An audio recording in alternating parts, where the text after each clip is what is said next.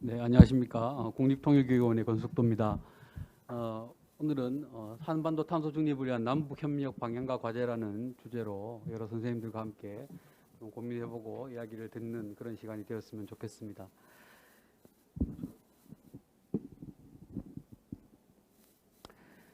먼저 남북 탄소 중립을 위해서 남북 협력이 왜 필요한지에 대한 문제 제기를 잠깐 언급하고, 그다음에 탄소 중립을 위해서 남북한이 어떤 대응을 하고 있는지에 대해서 잠깐 살펴보도록 하겠습니다. 그리고 한반도 탄소 중립을 위한 어떤 방향과 과제가 있을지에 대해서 조금 이야기해보고 마무리해 나가도록 하겠습니다. 먼저 지난해 대통령 3주년 특별연설에서 남과 북도 인간 안보에 협력하여 하나의 생명 공동체가 되고 평화 공동체로 나아가길 희망한다라는 대통령의 연설문 중에 일부의 내용이 있었습니다. 이때 연설문의 내용의 핵심은 인간 안보의 관점에서 연대와 협력을 강조하고 있다고 이야기해 볼 수 있습니다. 마찬가지로 이 탄소 중립과 관련한 남북 간의 협력도 이러한 인간 안보 차원에서 연대와 협력을 강조하는 차원의 이점이 있다고 볼 수 있습니다.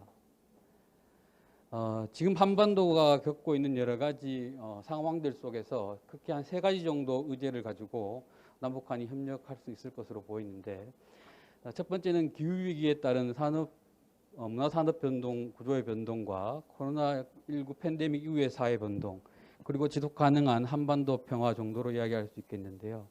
첫 번째, 두 번째의 주제는 남북 간뿐만 아니라 전 세계가 다 공유하고 있는 문제이기도 합니다. 그래서 이런 문제점들을 해결해 나가기 위해서라도 한반도가 함께 공동의 해법을 찾아 나가는 것이 중요하지 않겠는가, 이렇게 생각해 볼 수 있습니다. 앞에 그림에서 보시는 것처럼 지난해 북한에서 홍수가 일어났을 때 바로 우리 그 접경 지역 지역에 영향을 미쳤던 침수 피해가 발생했던 사건들을 볼 수 있고, 그다음에 아프리카 돼지열병 전파 같은 경우도 북한의 항폐화된 산림 때문에 우리에게까지 직접적으로 영향을 미친, 그래서 남북 간의 이러한 기후변화나 환경의 문제들은 서로 협력하지 않으면 제대로 대응할 수 없는 그런 환경에 처해 있다라고 이야기해 볼 수 있겠습니다. 지난해 국립기상과학원에서 한반도 기후변화 전망보고서 2020을 발표한 바 있는데, 이 전망보고서에 보면 가까운 미래와 또 먼 미래를 나누어서 설정하고, 또 저탄소 시나리오로 갔을 때 그리고 고탄소 시나리오로 갔을 때의 변화들을 이야기하고 있습니다. 앞에 그림에서 보시는 것처럼 저탄소 시나리오로 갔을 때 먼 미래에는 우리나라의 온도 상승률이 한 2.6도씨 정도 상승하는 것으로, 그리고 고탄소로 갔을 때는 7도씨 정도로 상승하는 것으로 발표한 바 있고, 또 강수량과 관련해서도 저탄소로 갔을 때는 한 3% 정도 증가하는 것으로, 또 고탄소로 갔을 때는 14% 정도로 증가하는 것으로 그 폭이 굉장히 크다라고 이야기해 볼 수 있겠습니다. 이러한 상황이기 때문에 한반도 전역에 있어서의 탄소 중립은 매우 중요한 문제가 아닌가, 이렇게 생각해 볼 수 있습니다. 앞서도 잠깐 말씀을 장원석 박사님께서 하셨는데, 유엔 산하 정부 협의체인 IPCC 6차 평가 보고서가 지난 8월 달에 있었는데, 그 내용 속에서 마찬가지로 탄소 중립에 대한 어떤 먼 미래, 가까운 미래의 시나리오들 설정해서 이야기해 주고 있습니다. 이러한 수준에서 봤을 때 우리 한국은 전 세계적으로 매우 낮은 수준의 평가를 받고 있습니다. 특히 2021 기후변화 대응 지수 중에서 우리나라는 61개국 중에서 53위 정도의 수준에 그치고 있습니다. 그 이유를 살펴보면 재생에너지 비중이 낮고, 그리고 2030년까지 온실가스 감축 목표가 소극적인 것들을 이유로 들고 있습니다. 그래서 이러한 현재의 모습들을 감안해 봤을 때 앞으로 우리가 해 나가야 될 숙제들은 매우 크다, 그리고 지금 앞다투어 할 수밖에 없는 일이다라고 이야기해 볼 수 있겠습니다.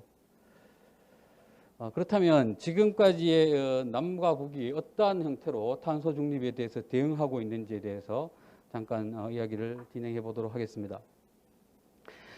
우리나라는 지난해부터 시작해서 지금 이제 올 10월에 탄소 중립 시나리오 최종안을 발표하기로 되어 있기 때문에, 사실은 이 시나리오가 나와 봐야만 우리가 제대로 된 어떤 내용들을 설명할 수 있을 것 같아서 조금 미루어 두도록 하겠습니다. 다만 북한과 관련해서 어떤 모습들로 북한이 대응하고 있는지에 대해서 우리가 조금 관심 있게 지켜볼 필요가 있지 않겠나 싶습니다. 북한은 기후변화에 대해서 굉장히 국제협력에 적극적으로 나서고 있는 것처럼 보입니다. 1994년도 12월에 유엔 기후변화 협약에 가입한 바 있고 2000년도 4월에 교토 의정서 비준에 참여한 바 있으며 2016년 파리 기후 협정에 참여해서 자발적 온실가스 감축량 목표를 2030을 제출했는데 이때 2016년에는 한 8% 정도 감축하겠다라고 했고 또 이후에 수정 보고서에서는 16.4% 정도로 이야기한 바 있습니다. 뿐만 아니라 기후변화 보고서, 국가 보고서라든지 국가 온실가스 감축 목표라든지 이런 것들을 유엔에 제출함으로써 적극적인 형태로 국제협력에 동참하고 있다 이렇게 볼 수 있습니다. 특히 2019년 9월 유엔 총회 기간에 열린 기후변화 대응을 위한 유엔 기후행동 정상회의에서 대표단을 파견했는데 당시 녹색기후기금에서 북한의 능력 배양 사업을 승인한 바 있습니다. 그래서 이러한 내용들을 적극적으로 이제 추진될 수 있는 여러 가지 기제들을 만들어졌는데 안타깝게도 2020년 4월에 안보리 대북제재위원회 제재 면제 승인을 받지 못함으로써 중단된 그런 안타까운 점도 있었다라고 보여집니다. 북한이 세 가지 정도 측면에서 그 탄소 중립의 대응 현황을 중점적으로 하고 있다 이렇게 보여지는데 첫 번째 좀 전에 이제 장원석 박사님께서 말씀하셨듯이 흡수원을 확대하는 방향으로서 산림 복구에 노력을 하고 있다라고 보여집니다. 2013년 국가 산림 전략으로서 산림 건설 총계획 30년 정도 걸리는 기간인데요.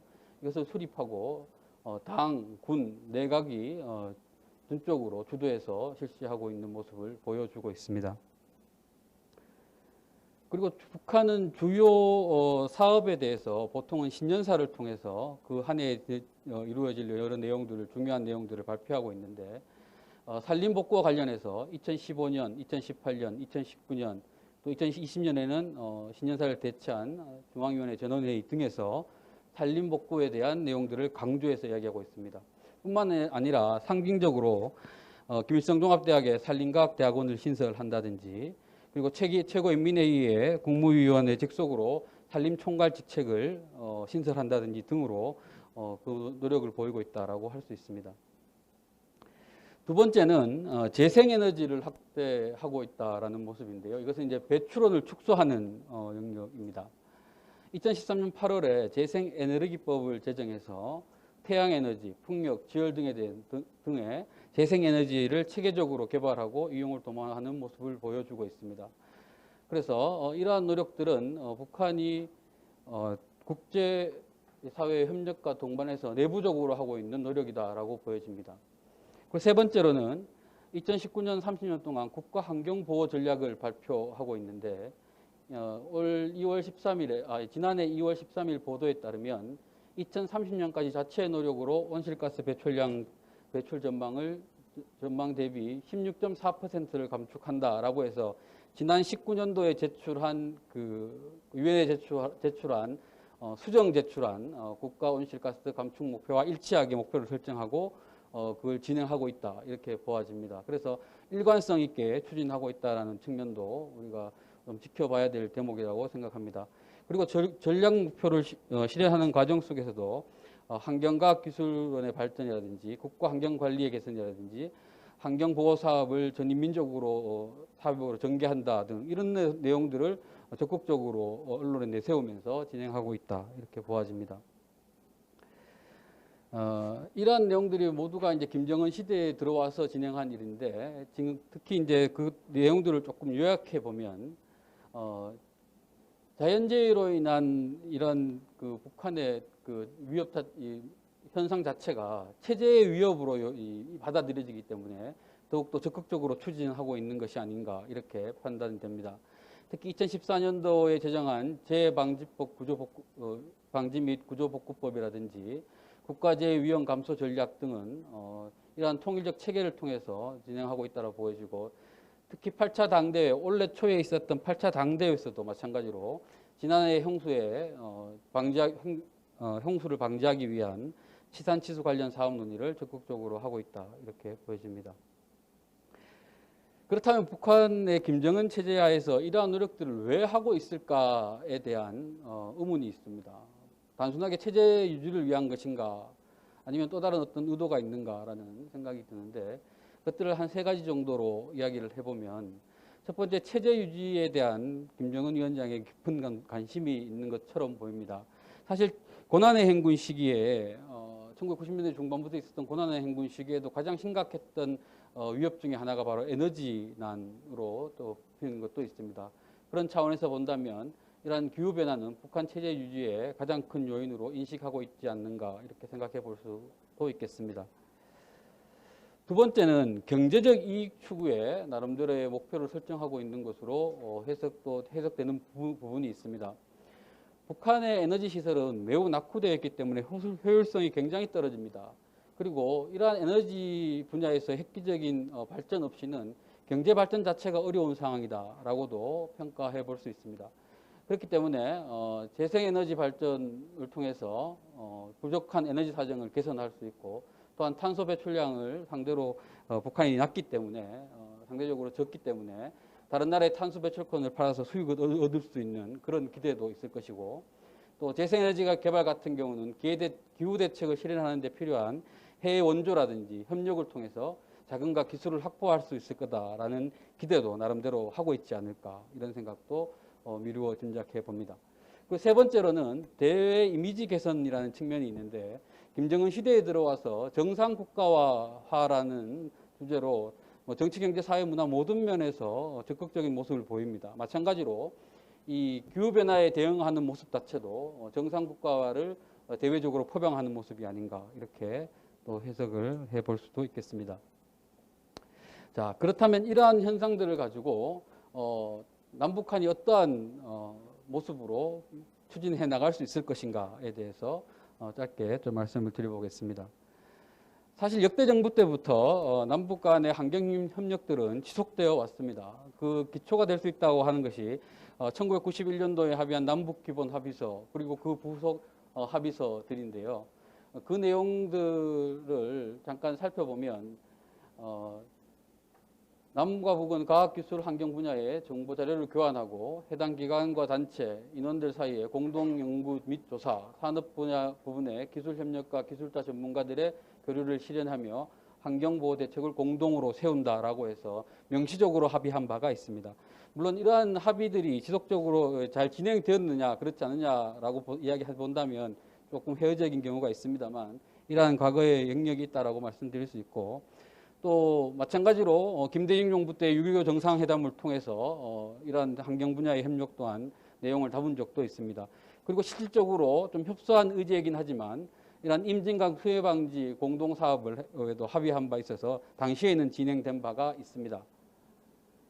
그리고 노무현 정부에 들어와서도 마찬가지로 14 남북 공동선언에서 환경 분야의 협력을 또 제도화하겠다라는 의지는 가졌지만 사실은 제대로 이루어지지 못한 측면들이 있어서 제가 2가지 정도 측면에서 이야기를 적어놨는데요. 특히 백두산 하산 공동연구라든지 이런 이제 환경 분야의 협력과 그다음에 그 수해 방지를 위한 또 그 노력들 이 당시에 있었다 이렇게 평가할 수 있겠습니다. 이러한 노력을 보이다가 남북 관계가 경색된 이명박 정부에 들어와서는 제대로 환경 협력 구상을 진행하지 못했습니다. 다만 당시에 2009년도에 사건 때문에 북한이 남측에 유감을 표명함으로써 당시에 조금의 앞으로는 남측에 통보하겠다라든지 이런 이제 제스처를 취한 바가 있습니다. 박근혜 정부 들어와서는 박근혜 정부 때는 그린 데탕트라는 이 공약 사항으로서의 이제 시작이 되었는데 사실은 정책 구상 차원에서만 논의되었다라는 수준에 머무르고 있다 이렇게 볼 수 있겠습니다. 이런 역대 정부들의 환경 협력들이 왜 활성화되지 못했냐라는 지점에서도 몇 가지 차원에서 잠깐 이야기를 해볼 수 있겠는데요. 첫 번째, 이 환경 분야라는 것이 다른 분야에 비해서 조금 큰 관심을 갖지 못한 측면이 있지 않겠냐 이렇게 보아집니다. 교류 협력이 활성화된 당시에도 경제 협력 사업을 늘 우선시했기 때문에 그 중요성을 사실은 조금 간과하지 않았나 이런 생각이 들고 또 북한 역시도 경제적 이익을 기대할 수 없는 분야에 대해서는 굉장히 소극적이었고 또한 환경 분야 자체도 경제적 이익에 도움이 되는 영역만을 좀 추구하는, 협력하려고 하는 그런 모습도 보였다라고 보여집니다.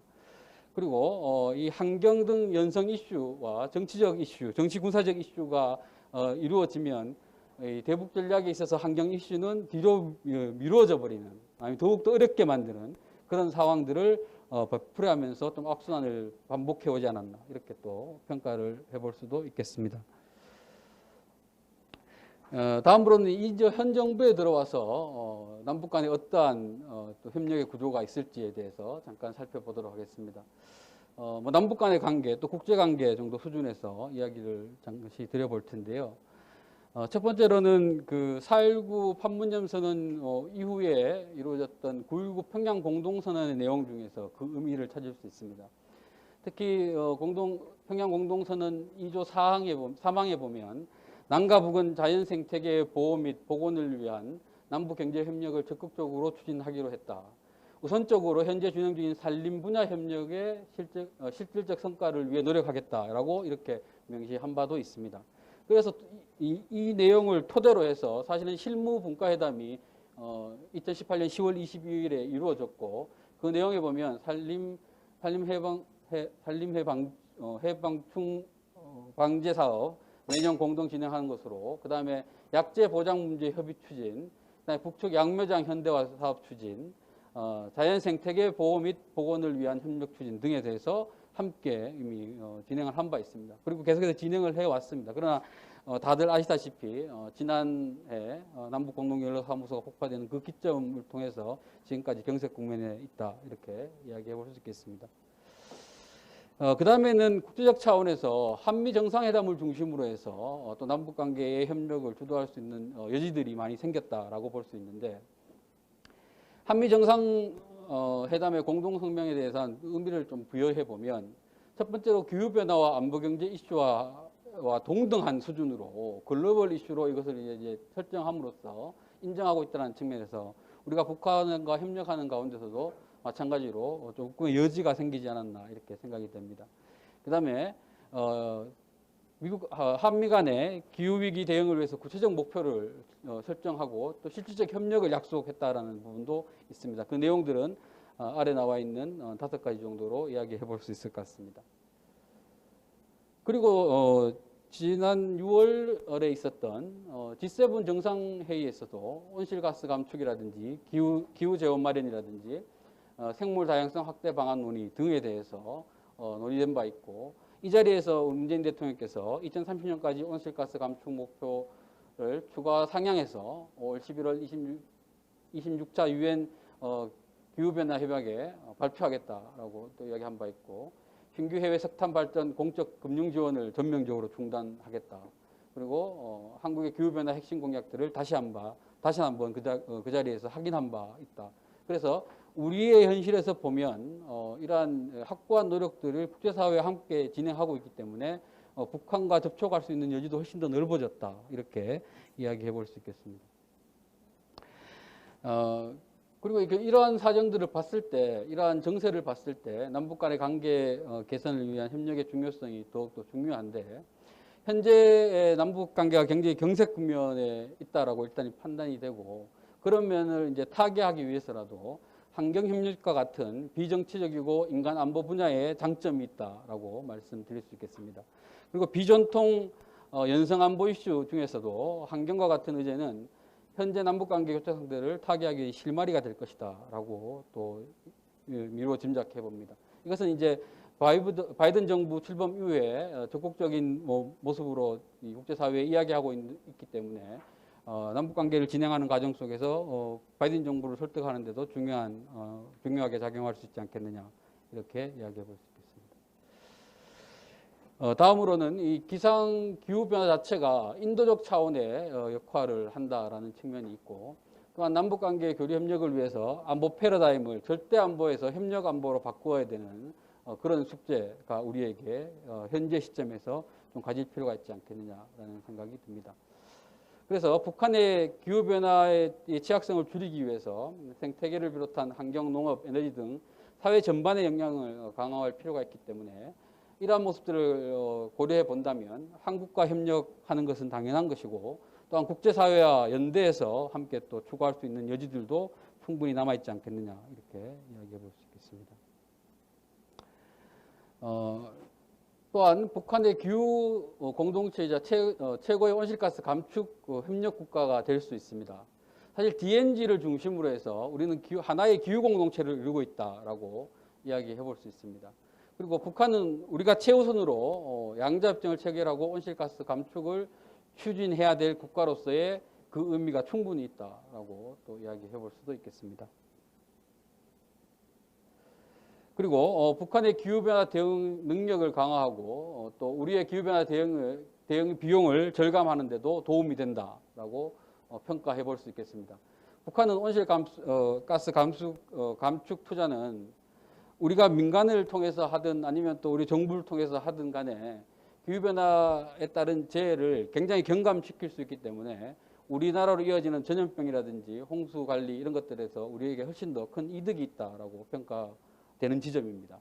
그리고 장기적으로 보면 북한 사회가 이런 그 온실가스 감축을 위한 여러 가지 사업들을 통해서 경제적 수준 자체가 조금 더 높아질 수 있는 개연성이 생기고 그렇게 되면 통일 비용을 좀 줄일 수 있는 그런 모습으로 나타날 수도 있고 또 실질적으로는 에너지 산림, 농업, 건물 등 다양한 온실가스 감축 투자가 북한의 주민들의 삶의 질을 높일 수 있는 그런 계기로 작용하기 때문에 나중에 통일의 과정에서 통일 비용을 상당히 줄 수 있다 이렇게도 이야기해 볼 수 있겠습니다.